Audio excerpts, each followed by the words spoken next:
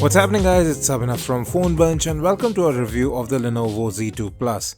Now in India it starts at Rs 17,999 and the variant which we are reviewing comes with 4 gigs of RAM and 64 gigs of onboard storage. Now even at this price point, the Lenovo Z2 Plus runs on the Snapdragon 820 and you have a 3500 mAh battery.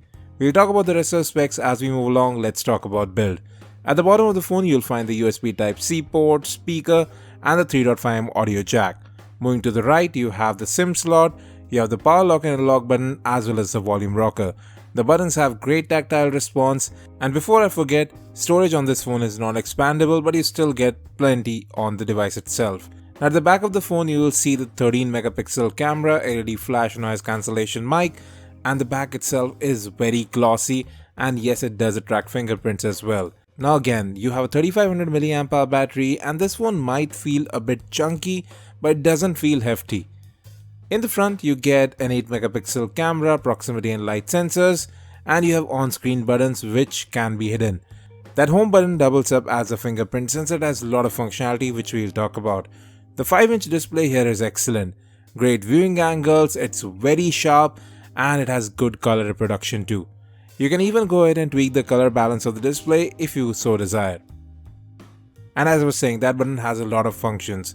On single tap, you can use it as the back key. If you long press it, you can open up your recent apps and then you can assign several other things as well. Like I have assigned double tap to open up the camera, and you can switch between apps pretty easily as well. Just swipe through and you can browse through all your open apps. And even as a fingerprint sensor, it works perfectly. It's quite fast. The button is a bit too clicky at times, but you won't notice that in regular use. Now, call quality was also good on the device. The speakerphone could have been slightly louder though, but apart from that, solid call quality. The earpiece is very loud as well. You have dual band Wi-Fi AC available here, and you have VoLTE support too.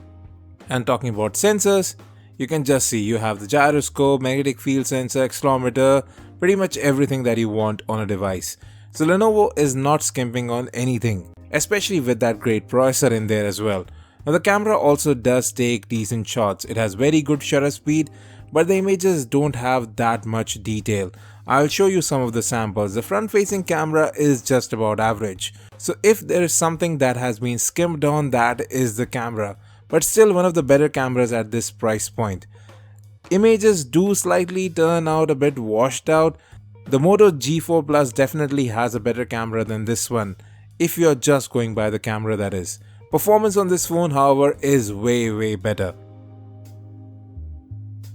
You can see images do turn out a bit soft. It has issues with exposure control. In lower light, yes, there is a bit of noise, but the camera still holds its own. Overall, it's a decent camera at this price point. The front-facing camera is strictly average. Now talking about audio quality, that is actually quite good, especially from the headphone jack. The speakerphone is loud as well, it's clear, it doesn't sound tinny, but I just wanted it to be slightly more louder.